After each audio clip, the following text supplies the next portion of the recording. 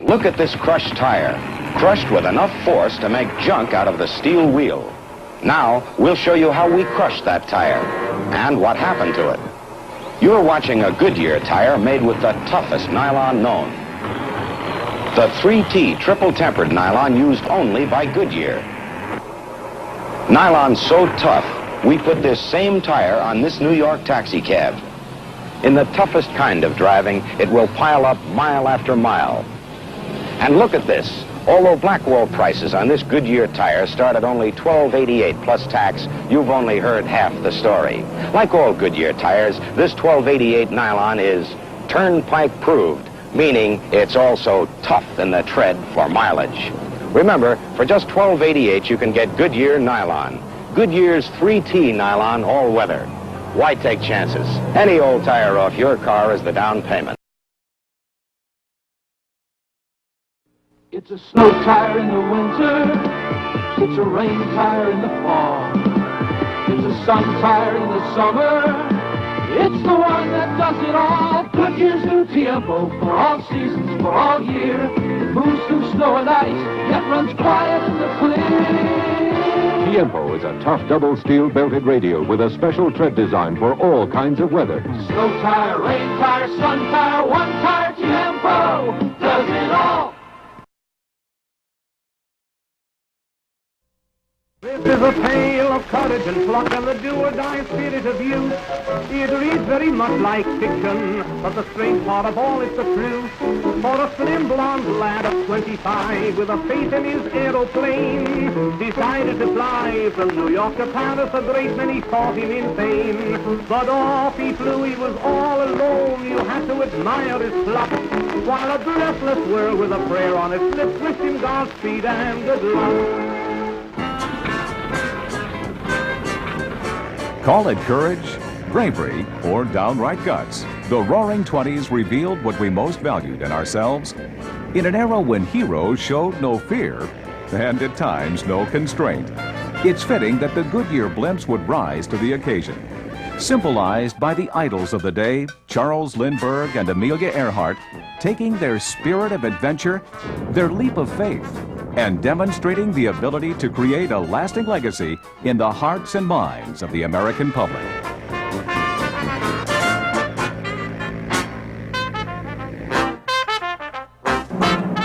America was invincible. The First World War had been won. Business was booming. People were hitting the road in record numbers and driving the success of the Goodyear Tire and Rubber Company. Headed by a forward-thinking leader, P.W. Litchfield, Goodyear and its employees enjoyed the lion's share of the Roaring '20s. Always an entrepreneur, Litchfield acquired the patents of the German Zeppelin Company, allowing him to secure the technology of early airship design and coaxed the company's chief engineer to join the newly formed Goodyear Zeppelin Company. Dr. Carl Arnstein, who would prove an invaluable player in the Goodyear blimp legacy, agreed to Litchfield's offer, bringing with him 12 German-born technical experts to continue a process of airship development that had been initiated for World War I efforts. Having a fascination for air travel and a keen sense of promotional prowess, Litchfield found ways to elevate his interests, on the ground as well as in the air. He decided that his company should have a blimp of its own, and so he commissioned the Pilgrim, Goodyear's first promotional blimp. Christened in 1925 by Litchfield's wife Florence, the Pilgrim would begin a crusade of design and display. The Pilgrim was an important airship because it, first of all, was the first commercial airship to use helium. Secondly, it brought about the idea of mating the car to the bottom of the bag, whereas earlier the bags had to be separately rigged from the cars. It was small enough to be maneuverable, but yet large enough to carry at least the 2 passengers. The suspension system and technical innovations, which were patented by Goodyear, are still in use today. Bearing the recognizable logo, the Pilgrim was thought by Litchfield to be the first of the air yachts, non-rigid airships designed to cruise the skies as a common form of travel. To demonstrate the airship's capabilities, Litchfield had the Pilgrim drop in on this downtown Akron department store. And from the very beginning, the Goodyear blimps captured the fancy of the American public, giving them a thrill whenever they were present. Here, the Pilgrim, suited in holiday finery as the Santa Claus Express, decked the halls of the Springfield Sanitarium, dropping packages via parachutes to the recipients below. And every day was a celebration, or so it seemed, in this era of frivolity. In 1927, the Army and the Navy worked with Goodyear to build several free balloons. Designs once used to defend our country in World War I were now being used to defend a trophy in the Gordon Bennett National Balloon Race, and test materials used in lighter-than-air flight, much in the same way Goodyear tests its tires on today's racetracks. In 1928, the Navy approached Litchfield with a need for an aircraft carrier, one that would not be a ship at sea, but a ship in the air. And of course, Goodyear's captain responded. But in order for his company to build the great airships, first a giant hangar called the air dock must be built in Akron, Ohio. From its groundbreaking on November 4th, 1928, it took over 1 year to construct. The mammoth structure compared in this publicity photo to the American Falls was large enough to accommodate 7 football fields, or as shown in this early animation, the entire Washington Capitol building. The excitement of the air dock construction was a fitting backdrop as Goodyear produced 4 additional public relations blimps. The Puritan, the Vigilant, the Mayflower, and the Volunteer, all named for winners of the America's Cup, were christened, as Litchfield continued to hold tight his dream of airships sailing the skies as yachts sailed the seas. The Goodyear blimp fleet seemed to be everywhere, keeping a watchful eye on the U.S. Capitol building and paying a visit to Lady Liberty. And it was another lady of the day, popular movie beauty Jeanette MacDonald, who chose the Volunteer to deliver her latest feature, The Vagabond King, as she waited amid producers and directors on a Hollywood rooftop. Elsewhere in California, the Volunteer acted as a newsboy, delivering a special 20th anniversary edition of the Los Angeles Times, while the Puritan delivered a special edition to the Empire State Building, all for perfect landings, setting the stage for other stunts starring Goodyear's lighter-than-air celebrities. Now, I'm going to hook this on in here, and you take me up to about 1,500 feet. And wave to me when we got that altitude, and I'll cut loose, go off and dive and recover.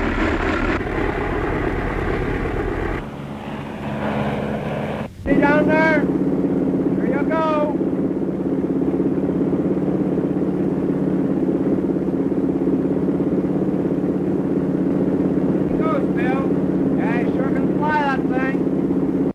From amateurs to pros, the aviators were soaring right along with Goodyear. In 1929, Amelia Earhart christened the Defender, Goodyear's flagship of the fleet. Largest of the public relations blimps of the day, the Defender could reach a top speed of 62 miles per hour. It was the first of Goodyear's blimps to bear a night sign, a neon Goodyear that would later be dubbed the Neonogram and equipped on other Goodyear craft. According to a company spokesperson of the day, the primary mission of the Goodyear blimp fleet was to make the American public airship conscious. While the airplane had become by then a common sight, the only lighter-than-air craft were the Army and Navy airships, rarely seen by the public and then at a distance. The Goodyear blimps could come down out of the sky and mix with the people of America. And quite a mix it was. From 1925 to 1941, sometimes flying several in formation, the Goodyear blimp fleet made over 150,000 flights and traveled over 4 million miles, just for the fun of it. In the meantime, Goodyear, the name emblazoned on the monumental air dock, was building 2 of the world's largest airships, aimed for war instead of wonder. Thousands watched as Goodyear put together the pieces and the power of a flying giant, watching as the skeleton began to take form from the main frame of this rigid airship through the intricate lattice work of the duralumin girders, giving the lady her not-so-dainty shape. Hundreds of men coming from surrounding states were needed in the air dock, working above, below, and inside the structure. When we would get letters from my dad, we were all so excited about it because we thought from Tuckasegee, North Carolina to Akron, Ohio was miles. It was like going to the moon to us. He would write and tell about the Goodyear hangar and how big it was and all the hard work and how high he had to climb in this big hangar. And as children, we were so excited about this. We could hardly wait for the next letter to come. The enthusiasm continued through the 2-year production of the 758-foot craft. 6.5 million rivets were needed to hold the ship together before she could be freed in the skies. Covering the ship's metal skeleton took 7 acres of cotton fabric, waterproof with a sparkling aluminized finish. She certainly looked fit and well in shape for her important introduction.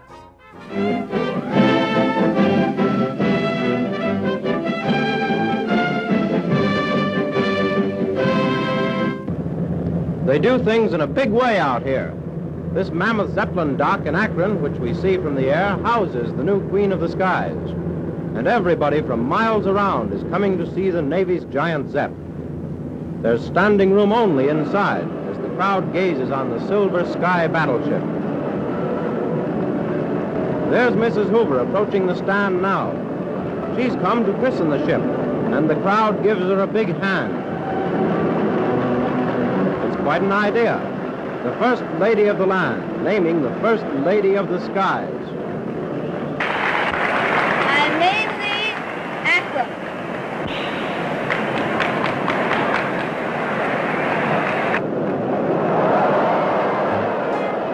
48 pigeons, one for each state in the Union, guide the way out of the air dock as the USS Akron, the mightiest craft of its time, is unveiled on August 8, 1931. Designed to hold over 6.5 million cubic feet of helium, 30 times greater than that of today's blimps, the Akron was able to carry up to 91 passengers and crew members and contain sleeping quarters, a mess hall, galley, and restrooms. It took hours and hours, but no one became impatient. They were too willing to anticipate the thrill of seeing that monster come out of the hangar and then eventually take off. There she goes, clear of the mooring mast on her first venture into cloudland. The motors are merely idling now because her actual top speed is more than 80 miles an hour. The cruising radius of this aerial giant is 11,500 miles, a distance equal to halfway around the world. What a thrilling picture the great ship makes as she floats majestically through space. It's a sight no one will ever forget. Long may she cruise as a symbol of America's air power. And so she did, at least for a while. Flying proudly over Washington, D.C. and New York City, the Akron debuted as the first Goodyear-built rigid Navy airship. In the following year, 1932, the Akron's trapeze or air hook would be put to use, as pilots mastered the tricky task of landing on the hook designed for the Akron and her sister ship, the Macon. The airships Akron and Macon were basically designed for a military role as a platform for scouting, not only the scouting by the airship, but also by the aircraft that it carried. But the Navy would have to look to other resources as the Akron would take her final flight on April 3, 1933. While attempting to probe some thunderstorms and demonstrate the capabilities of the airship, while Admiral Moffett was aboard, it was lost in a line squall. The country mourned the loss of its beloved Akron, yet looked with hope and with promise to her sister ship, the USS Macon. The Macon was christened by Admiral Moffett's wife only weeks before the Akron disaster. I remember the vast crowd. I remember the sight of the airship, the air dock, and it was a tremendous experience. Felt like it was on top of me. I mean, you could see the people in it waving at you. It was pretty low. I couldn't estimate the height because of the size of the airship. It was thrilling to have them fly right over my house. The Macon also caused a thrill for those attending the 1933 Century of Progress World's Fair. Traveling to Chicago along with the Puritan, the Macon captivated the interest of visitors from around the world who came to see the latest and the greatest innovations for land, sea, and sky. The possibilities seemed endless until February of 1935, when a fog over the Pacific dimmed the path and the future of the Macon, on its way, quite ironically, to Sunnyvale, California. An intense rainstorm developed, damaging the craft's top tail fin and forcing the ship to land at sea. The loss of the Macon signaled the end of rigid airship development at Goodyear, but the PR blimps continued to pull their weight, and then some. During the remainder of the 1930s, blimps were used in active duty, delivering parachuters and public attention, and making special pickups, like this one of Paul Litchfield from a cruise ship in the New York harbor. It was good preparation for the call to action addressed a few years later. That since the unprovoked and dastardly attack on Sunday, December 7th, 1941, a state of war. As the word of war sounded, all branches of the military began to build up their arsenals of personnel and equipment. Goodyear public relations blimps would serve as the prototypes for the naval blimp fleet used in World War II, as they were placed in military service, repainted and used as blimp trainers for new pilots. As the war continued, more lighter-than aircraft were ordered by the military, and Goodyear delivered, building the Navy's blimp fleet at a frenzied rate. As an engine mechanic, why, we would go into the test stand that they had in at Plant B, where the cars were all assembled, and we would put fuel in the tanks and run the engines and make sure all the systems were working. And we just take the propellers off, they put them on a flatbed truck and bring them out here, put them underneath the envelope, and within a week, that airship was in the air. Most of the vessels were used as submarine spotters, patrolling the east and west coasts, their mere presence enough to keep the enemy at bay. Their charge was to be the search half of the war's search and destroy missions, alerting our coastal defenses when enemy subs were spotted from the sky. Throughout World War II, Goodyear provided over 150 blimps and over 1,000 tethered barrage and free-flying training balloons for Uncle Sam as well as the Allies. After the war, Goodyear took steps to resume its public relations fleet operations, buying back the components of 7 ships from the War Assets Administration. These blimps were used to trail banners for various events and for a short time were chartered to various companies like Canada Dry and Mobil Oil. However, this duty was short-lived as the emphasis for the Goodyear blimps returned to only promoting the company's name and products. In 1947, Goodyear developed a 10-panel incandescent night sign to replace the neonogram, and flashing the message, Goodyear means good wear. Mr. Litchfield would have been pleased. Although his dream of transoceanic airship travel was lost, it gave way to a new era in which the Goodyear blimps would soar.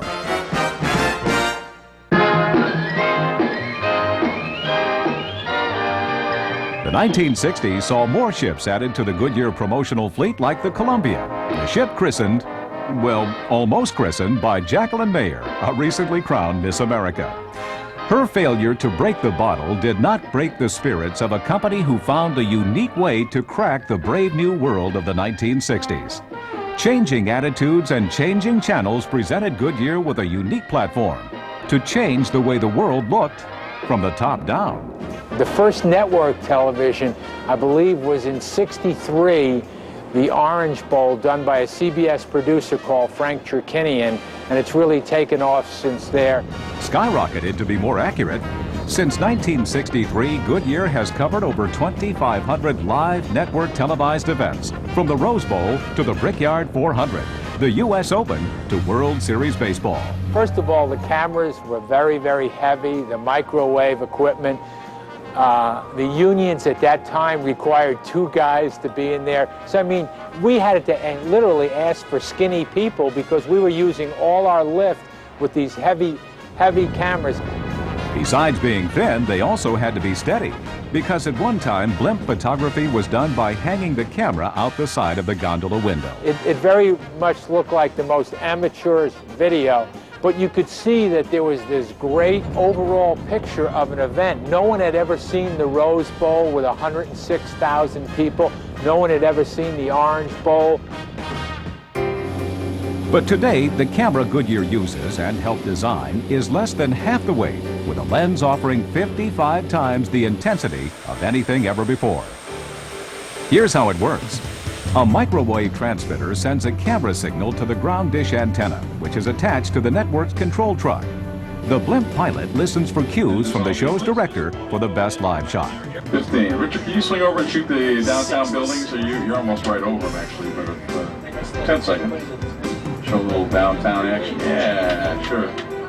former VP building and stuff? Sure. 3, 2, coming back, and we are back and live. Arturo Colon works out of his first jam of the afternoon. The Indians hoping to get something to film. The producer, director, and technical manager will have direct access to the pilot and the camera person aboard the airship, and just goes from there. If it's 4 days of golf, then you're in the air 6 to 8 hours a day for 4 days. If it's one football game, you're doing a 3.5-hour left-hand turn around some stadium, and it can be anything from a beauty shot coming out of or going into a commercial, down to live play-action shots or replays because of the long lens we're using. Using Goodyear's state-of-the-art gyrocam, Goodyear blimps cover about 120 events a year, giving the world the best seat in the house for line drives and lakefronts, rushing, and racing. Goodyear operates 3 U.S. blimps, all able to cover television events from coast to coast.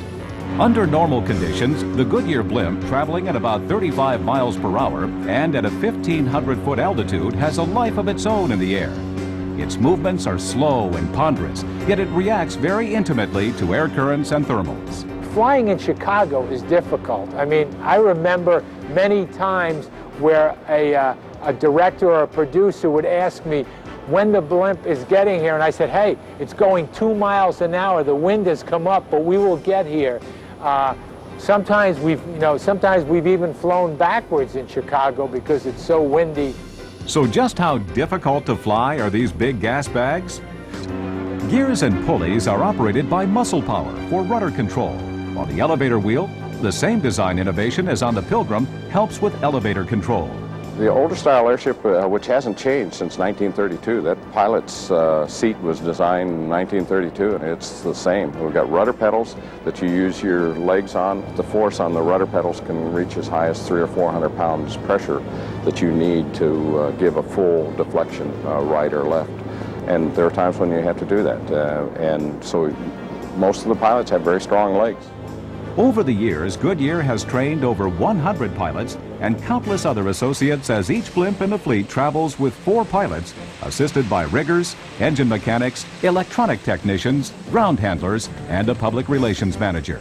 You see the blimp, and there it is by itself. Occasionally they'll mention the pilot, occasionally they'll mention the camera person, but there's a lot of support activity that goes on behind the scenes to keep that one blimp up in the air over the stadium.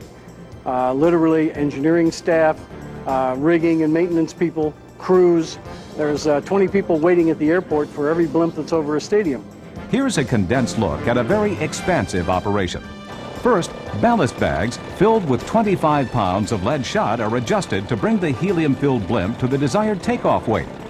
Most pilots like to take off about 4 bags down, or 100 pounds heavy. During this operation, ground crew members hold the blimp down with ropes connected to the ship's nose cone and gondola railing. The nose lines are used to hold the ship's nose into the wind while it's being handled on the ground. As the blimp rises, the helium in the envelope expands, increasing the internal air pressure. The ballonets, or airbags inside the blimp, are deflated to compensate. The higher the blimp rises, the more air that must be released.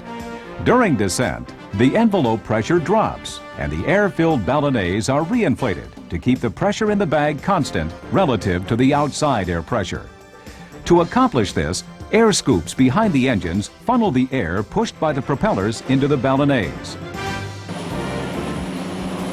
Landing, members of the ground crew grab the 2 ropes attached to the nose in order to secure the blimp. Once it's close enough to the ground, other members grab the railings on either side of the gondola. Then the blimp is docked to a portable mooring mast. The blimp is anchored to the earth only at this one point, so it's always free to rotate 360 degrees around the mast as the wind changes. It will always point itself toward the wind, just like a giant weather vane, ready for takeoff, even when it's off duty. But with its frantic schedule and even more frantic fanfare, the Goodyear blimps have little reason for rest. 60% of their time is spent on television coverage and another 10% on travel, as they're routinely scheduled for national tours from May through October.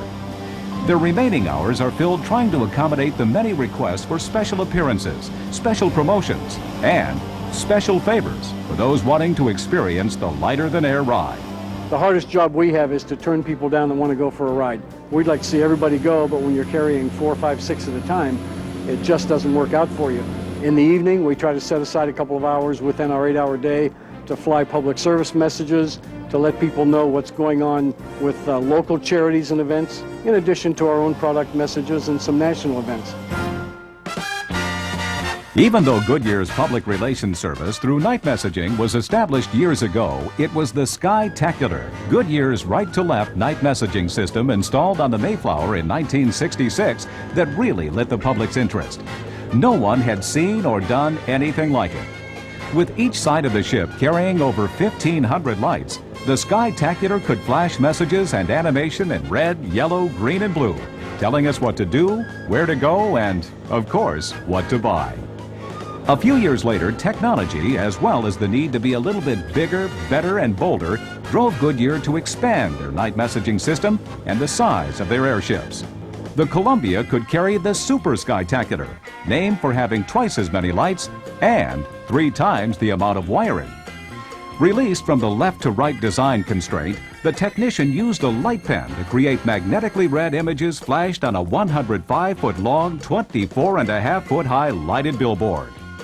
For the next several decades, this type of night messaging system was used by Goodyear to delight viewers with their whimsical animation and uplifting words.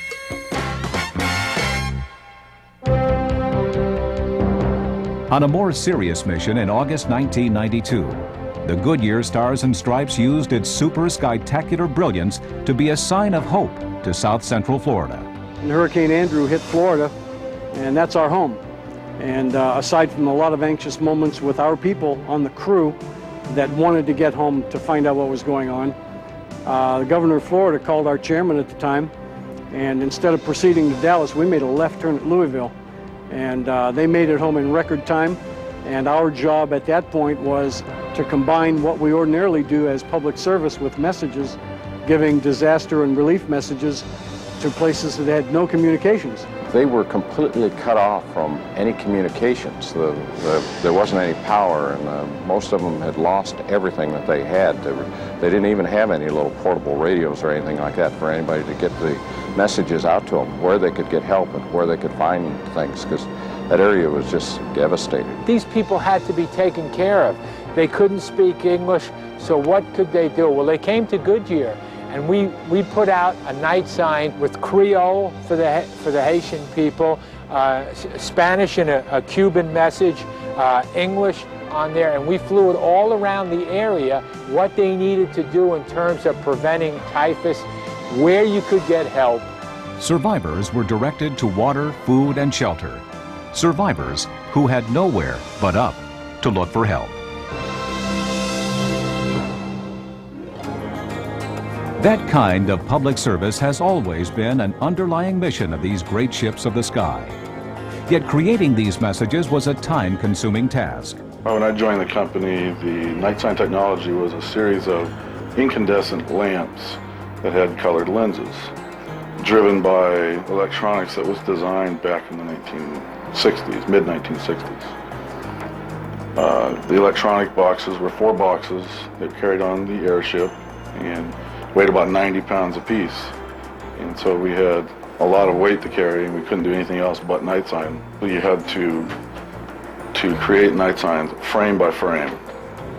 Each frame was 1/15 of a second, and you had to hand draw each one similar to what a cartoonist would do. Until the development of more advanced night sign technology, like that found on the new Stars and Stripes, where night sign messaging has taken another quantum leap forward. Basically, we can take a scanner and scan in any kind of logo or picture or anything like that, and using graphic manipulation programs, turn it into something we can play on the night sign. And now we use a little integrated circuit board that has 3 colored LEDs on board. They're red, green, and blue.